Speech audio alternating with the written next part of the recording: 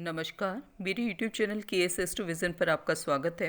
आज का हमारा टॉपिक है 5 दिन के अंदर 3 ग्रहों का राशि परिवर्तन हमारे जीवन में किस तरीके के प्रभाव लेकर के आएगा, क्या बदलाव लेकर के आएगा। तो 3 ग्रहों का परिवर्तन, राशि परिवर्तन, इससे ही स्वतः ही ये सिद्ध हो जाता है कि यानी कि जीवन के विभिन्न पक्षों पर व्यापक प्रभाव पड़ने वाला है। ठीक है, तो ये जो परिवर्तन होने वाला है ये कौन से ग्रह का रहे हैं? शुक्र, मंगल और सूर्य, ये 3 ग्रहों का परिवर्तन होने जा रहा है। तो शुक्र ने तो आज के दिन ही परिवर्तन कर लिया है 10 अप्रैल को। ठीक है, अब बाकी अगला जो परिवर्तन होने जा रहा है वो 14 अप्रैल को मंगल और सूर्य का भी होने जा रहा है। तो ये 3 ग्रह मिलकर के व्यापक रूप से हमारे जीवन के विभिन्न पक्षों को प्रभावित करने वाले हैं।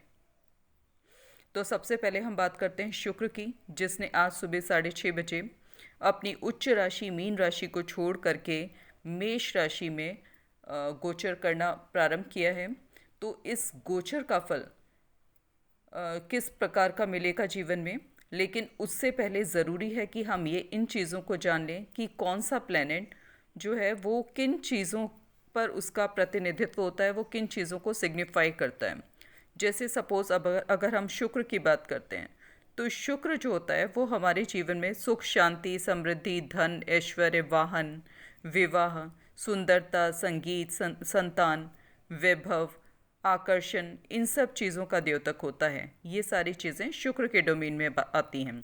अब हम बात करते हैं उस राशि की जिसके अंदर, जिस राशि में शुक्र का गोचर हो रहा है। तो वो राशि कौन सी है? मेष राशि।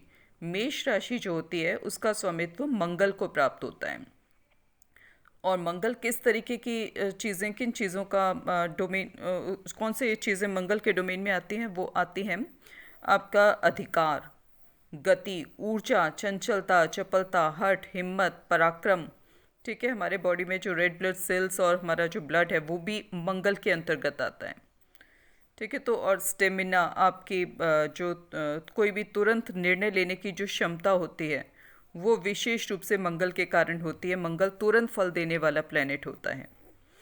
ठीक है, अब उसके बाद में कौन से वो प्रोफेशन है उनकी हम बात करते हैं जो विशेष रूप से इस गोचर से प्रभावित होंगे। तो मंगल और शुक्र दोनों ही गति वाले ग्रह हैं। ठीक है, तो यहाँ पर जो प्रभाव होगा तुरंत प्रभाव। ठीक है, यानी कि वो प्रोफेशन जो जहाँ पे तुरंत निर्णय की लेने की ज़रूरत होती है वो विशेष रूप से प्रभावित होंगे इससे, इस गोचर से।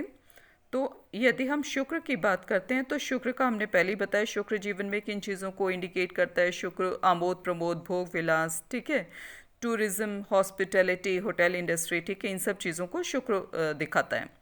फिर फिल्म इंडस्ट्री होगी, वो भी शुक्र के अंतर्गत आती है। एंटरटेनमेंट इंडस्ट्री, थिएटर, इन सब चीज़ों का विचार भी शुक्र से किया जाता है। कोई भी कलात्मक चीज़, ठीक है, जिससे हमारा जीवन, हमारे सुख सुविधाओं में बढ़ोतरी होती हो, वो शुक्र के अंतर्गत आती है। ठीक है, और मंगल जो होता है, वही मंगल जो होता है वो ट्रेवल, टूरिज्म और तुरंत निर्णय लेने वाले जो प्रोफेशन होते हैं वो मंगल के अधिकार क्षेत्र में भी आते हैं। जैसे पुलिस, मिलिट्री, डॉक्टर्स, उसमें विशेष रूप से सर्जन्स, ये सारे जो प्रोफेशन होते हैं ना, ये मंगल के डोमेन में आते हैं। तो इन प्रोफेशन से जुड़े हुए जो लोग हैं उनके लिए ये गोचर लाभान्वित, शुभ फल प्रदान करने वाला साबित होगा। जबकि वो प्रोफेशन जहाँ ठहराव की ज़रूरत होती है, जहाँ जो है निर्णय तुरंत नहीं लिए जा सकते, हर चीज़ जो होती है उसमें वो टाइम टेकिंग होती है, तो ऐसे प्रोफेशंस के लिए ये गोचर बहुत ज़्यादा शुभ फल प्रदाता नहीं बन पाएगा। और ये जो गोचर है, ठीक है, ये अभी जब हो रहा है तो 18 अप्रैल तक तो शुक्र जो है वो अस्त चल रहे हैं, और ये लगभग काफ़ी समय से अस्त चल रहे हैं। मीन राशि में भी अस्त थे शुक्र, क्योंकि जब शुक्र और सूर्य के बीच का अंतराल 10 डिग्री से कम का होता है दोनों तरफ से, तब शुक्र अस्त हो जाते हैं। और जब शुक्र अस्त हो जाते हैं तो वो अपना सकारात्मक फल देने में सक्षम नहीं हो पाते हैं। इसके साथ ही शुक्र जल तत्व प्रधान ग्रह हैं। तो मेष राशि जो है वो मंगल की अग्नि तत्व प्रधान राशि है। तो यहाँ पर जल और अग्नि का संबंध बन रहा है। तो इस राशि में शुक्र बहुत ज़्यादा कंफर्टेबल फील नहीं करते हैं, और शुक्र जो है वो फेमिनिन एनर्जी के प्रतीक हैं। वहीं मंगल मस्कुलिन एनर्जी यानी कि पुरुष तत्व प्रधान एनर्जी को का प्रतिनिधित्व करते हैं। तो इन दोनों एनर्जीज़ का संयुक्त होना व्यक्ति विशेष के चरित्र में, उसके स्वभाव में ऐसे गुण पैदा कर देता है जो कि बहुत ज़्यादा अच्छे नहीं कहे जा सकते सामाजिक दृष्टिकोण से। और व्यक्ति जो है उसका जो रुझान है, उसका जो इंक्लिनेशन है वो भोग विलास की तरफ बढ़ जाता है। ठीक है। और भोग विलास की अधिकता आप सभी जानते ही हैं, हम सभी की जीवन में समस्याओं को जन्म देती है। अब बात करते हैं वृष लग्न एवं चंद्र राशि के जातकों को शुक्र के गोचर का प्रभाव कैसा मिलने वाला है। तो शुक्र आपके लग्न के लॉर्ड हैं, साथ में छठे भाव के लॉर्ड भी शुक्र हैं और लग्न से 12वें भाव में गोचर कर रहे हैं। अतः हेल्थ इश्यूज उभर सकते हैं क्योंकि लग्न लॉर्ड का अपने से 12वें भाव में जाना अच्छा नहीं माना जाता। और यहाँ मेष राशि में शुक्र बहुत ज़्यादा कंफर्टेबल भी नहीं होते हैं। अतः जो जिस राशि में मेष राशि जो होती है उसका स्वामित्व मंगल को प्राप्त होता है। तो मंगल जो होता है वो हमारे जीवन में रेड ब्लड सेल्स, मसल्स, इन सब चीज़ों का प्रतिनिधित्व करते हैं। तो वहीं शुक्र की जब हम बात करते हैं तो शुक्र जल तत्व प्रधान राशि है। अतः ब्लड संबंधी जो विकार हैं उनसे आप ग्रसित हो सकते हैं, इसलिए आपको सावधान रहना होगा, प्रॉपर हेल्थ चेकअप कराने होंगे। और अगर इस तरीके की कोई समस्या जीवन में उभर रही है तो तुरंत आपको किसी अच्छे डॉक्टर से ट्रीटमेंट कराना चाहिए, उसमें देरी नहीं करनी चाहिए। और हेल्थ इश्यूज़ को लेकर के विशेष रूप से आपको 18 अप्रैल 2021 तक सावधान रहने की ज़रूरत है क्योंकि 18 अप्रैल तक आपके जो लग्न के लॉर्ड शुक्र हैं वो अस्त चल रहे हैं। तो इसीलिए आपको जो है सावधान रहना बड़ा ज़रूरी है। और 14 अप्रैल को मंगल जो है वो वृष राशि को छोड़ करके, वृष राशि जो कि आपके लग्न की राशि है, उसको छोड़ करके मिथुन राशि में चले जाएंगे, आपके धन भाव में, सेकंड हाउस में चले जाएंगे। और धन भाव का लॉर्ड मरकरी भी अभी अपनी नीच राशि में गोचर कर रहा है। अतः धन संबंधी मामलों में भी आपको सावधानी बरतनी होगी। और सेकंड भाव जो होता है ना वो वाणी का भी भाव होता है, ईटिंग हैबिट्स का भी भाव होता है। तो अपनी वाणी और अपनी ईटिंग हैबिट्स को भी लेकर के आपको सावधान रहने की ज़रूरत है क्योंकि ईटिंग हैबिट्स को लेके सावधान रहेंगे तो क्या होगा कि बीमारियों से बचे रहेंगे, उसमें कुछ उसमें लाभ मिलेगा आपको। और अगर वाणी पे संयम रखेंगे, सावधानी पूर्वक उसका प्रयोग करेंगे तो परिवार में, पारिवारिक जीवन में आपके कलह होने से आप बच जाएंगे। और कार्य क्षेत्र में आपका जो सप्तम भाव है ना उसका लॉर्ड भी मंगल है। तो यहाँ पे मंगल का जो है विपरीत राशि में गोचर जो है बुध की राशि में होने जा रहा है। तो यहाँ पर जो है इससे सप्तम भाव से रिलेटेड भी नहीं तो बुरे प्रभाव मिलेंगे। सातवां भाव आपके लाइफ पार्टनर, जीवन साथी का भी भाव होता है और साथ ही आपके बिजनेस पार्टनर्स का भी विचार इस भाव से किया जाता है। और ये सातवां भाव सेकेंडरी हाउस ऑफ प्रोफेशन भी होता है।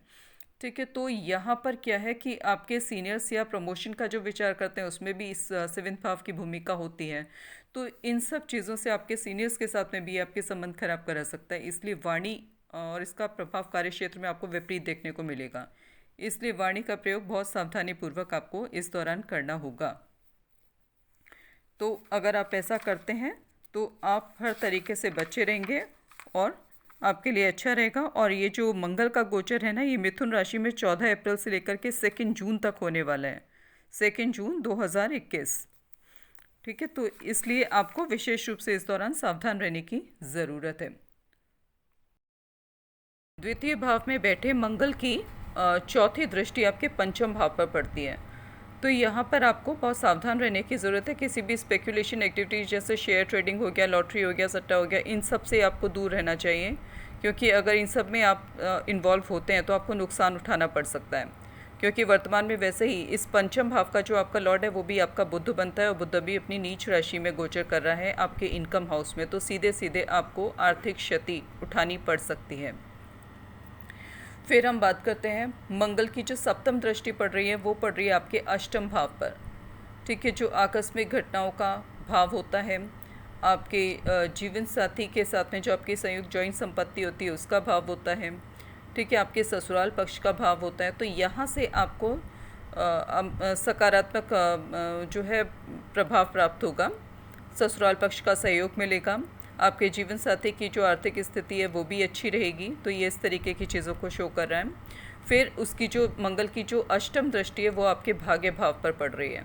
तो भाग्य भाव का स्वामी होकर के अभी शनि आपके भाग्य भाव में ही गोचर में है, मकर राशि में। लेकिन मंगल की जब यहाँ पे दृष्टि पड़ेगी तो मंगल भी मकर राशि में उच्च का हो जाता है, तो भाग्य के भाव में कहीं से कोई बाधा पड़ती हुई नहीं दिख रही है। भाग्य का साथ आपको सकारात्मक रूप से मिलता रहेगा। तो इस तरीके का ये मंगल और शुक्र का गोचर आपके लिए है। अब हम आगे बढ़ते हैं अगले गोचर की तरफ। अब बात करते हैं तीसरे प्लैनेट सूर्य के गोचर की। लेकिन किसी राशि विशेष के परिप्रेक्ष्य में सूर्य का विवेचन करने से पूर्व पहले हम इस पर विचार कर लेते हैं कि सूर्य हमारे जीवन में किन चीज़ों का प्रतिनिधित्व करता है।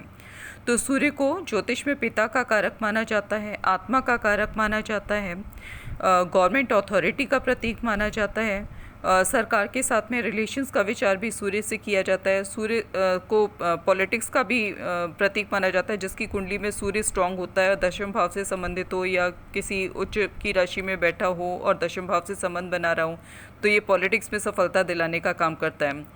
और इससे फेम, ईगो, आपके सीनियर्स, आपकी हेल्थ, वाइटैलिटीज़ और आपकी जो सेल्फ एस्टीम है, कॉन्फिडेंस है, इन सब चीज़ों का विचार भी सूर्य की स्थिति से, कुंडली में कैसी स्थिति है उसके आधार पर किया जाता है।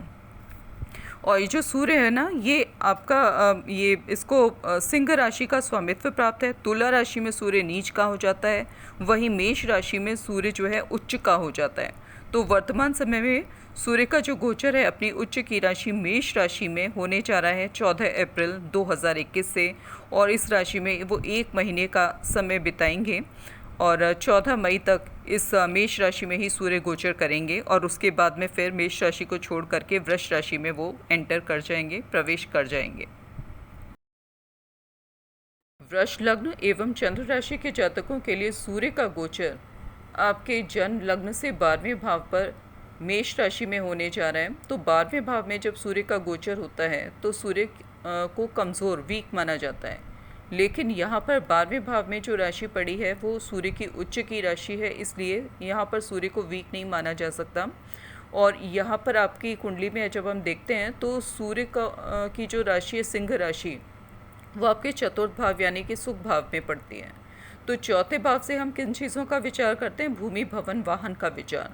तो इसका भूमि, भवन, वाहन वाले भाव का स्वामी होकर के सूर्य वर्तमान समय में अपने से ये जन्म लग्न से 12वें भाव में गोचर कर रहे हैं। तो इसका एक मतलब ये भी निकलता है कि आप इन सब साधनों को, भूमि, भवन, वाहन का सुख प्राप्त करने के लिए अपना खर्चा करें और इन सब चीज़ों का लाभ जीवन में उठाएं। एक तो ये योग आपके लिए बनता है। दूसरा योग आपके लिए ये भी बनता है कि आप अपने वर्तमान जहाँ पर भी आप निवास करें वहाँ से कहीं दूर स्थान पर आप यात्रा के लिए जा सकते हैं, क्योंकि सूर्य जो है अपने भाव से 9वें भाव में गोचर कर रहा है। क्योंकि चौथे भाव से जब हम गिनते हैं तो 12वां भाव 9वां भाव पड़ता है, और यहाँ पे सूर्य का जो गोचर है वो उसकी उच्च की राशि में, उसकी फेवरेबल राशि में हो रहा है। तो यहाँ पर 9वें भाव को धर्म का स्थान भी कहा जाता है। तो अपने स्थान से 9वें भाव में गोचर करना, हो सकता है आप किसी धार्मिक स्थल पर भी यात्रा करने के लिए जा सकते हैं। एक ये योग भी बनता है आपके लिए। फिर दूसरा, जब दशम भाव की हम आपकी स्थिति देखते हैं तो दशम भाव का जो लॉर्ड है वो अपने से जो है 12वें भाव पर बैठा है, गोचर में है शनि। क्योंकि 10वें भाव में आपके कुंभ राशि है और कुंभ राशि का स्वामी भी शनि होता है, और शनि वर्तमान में आपके 9वें भाव में, जन्म लग्न से 9वें भाव में अपनी राशि मकर राशि में गोचर कर रहा है। और जब 10वें घर से हम देखते हैं 10वां भाव, जिसको हम जॉब का भाव कहते हैं, कार्य क्षेत्र कहते हैं, कर्म भाव कहते हैं, तो कर्म भाव से वो अपने स्थान से 12वें स्थान पर गोचर कर रहा है। तो ये एक तरीके से स्थान परिवर्तन, जॉब ट्रांसफ़र का भी एक योग आपके लिए बना रहा है। फिर हम देखते हैं इनकम की स्थिति आपके लिए कैसी रहने वाली है। इनकम हाउस का जो लॉर्ड है वो गुरु है, जुपिटर है। तो जुपिटर इनकम हाउस का लॉर्ड होकर के दशम भाव में कुंभ राशि में बैठा है। हालांकि गुरु और शनि आपस में मित्र नहीं होते, और शनि की मकर राशि में तो गुरु बिल्कुल नीच के हो जाते हैं, नीच का फल देने लगते हैं। तो वहाँ पर उनका अब कुंभ राशि में आने से नीचत्व तो भंग हो गया, ठीक है, अपनी नीच वाली राशि से तो बाहर निकल गए। लेकिन अभी भी यहाँ पर क्या है कि इनका जो फल है वो पूर्ण फल नहीं दे पाएंगे। यहाँ पे अपना 50% उसके फल में इम्प्रूवमेंट हुआ है यहाँ पर। तो उस हिसाब से इनकम की स्थिति ठीक ठाक रहने वाली है। ठीक है ना, इसको हम बहुत अच्छा कहेंगे ना हम इसको बुरा कह सकते हैं, मतलब ठीक ठाक स्थिति है। यहाँ पर सूर्य के गोचर का, अपनी उच्च राशि में सूर्य के गोचर का आपको एक और सकारात्मक फल मिलेगा कि सूर्य जिस भाव पर गोचर करते हैं उसको प्रकाशित कर देते हैं और उससे रिलेटेड जो बुरी चीज़ें होती हैं उनका नाश कर देते हैं। तो यहाँ पर क्या है कि सूर्य जब गोचर करेंगे आपके 12वें भाव में 14 तारीख से, तो आपके हिडन शत्रु और आपके प्रत्यक्ष शत्रु दोनों का ही ये नाश कर देंगे और इस तरीके से ये आपको जीवन में लाभ पहुँचाएंगे। और यदि आप किसी दीर्घकालीन बीमारी से ग्रसित थे या किसी तरीके की कोई बीमारी से, तो उसका भी एक प्रॉपर ट्रीटमेंट आपको हो जाएगा, क्योंकि छठा भाव जो होता है ना वो बीमारियों का भाव होता है। जब सूर्य की दृष्टि उस पर पड़ेगी तो बीमारियों में आपको राहत का आप अनुभव करेंगे। तो एक ये भी आपको इसका सकारात्मक फल प्राप्त होगा सूर्य के इस गोचर का, अपनी उच्च राशि में गोचर का। और ये था इन तीनों ग्रहों का पूर्ण विवेचन। तो यदि आपको पसंद आया हो तो मेरे चैनल को लाइक और सब्सक्राइब करें। और यदि आपके कुछ प्रश्न हो, कोई कमेंट्स हो, तो वो आप कमेंट बॉक्स में पोस्ट कर सकते हैं। पर्सनल हॉरोस्कोप एनालिसिस के लिए आप हमें इस नंबर पे कांटेक्ट कर सकते हैं 9560263278, बट उसके लिए चार्जेस एप्लीकेबल होंगे। अब इस वीडियो को हम यहीं समाप्त करते हैं। धन्यवाद, नमस्कार, आपका दिन शुभ हो।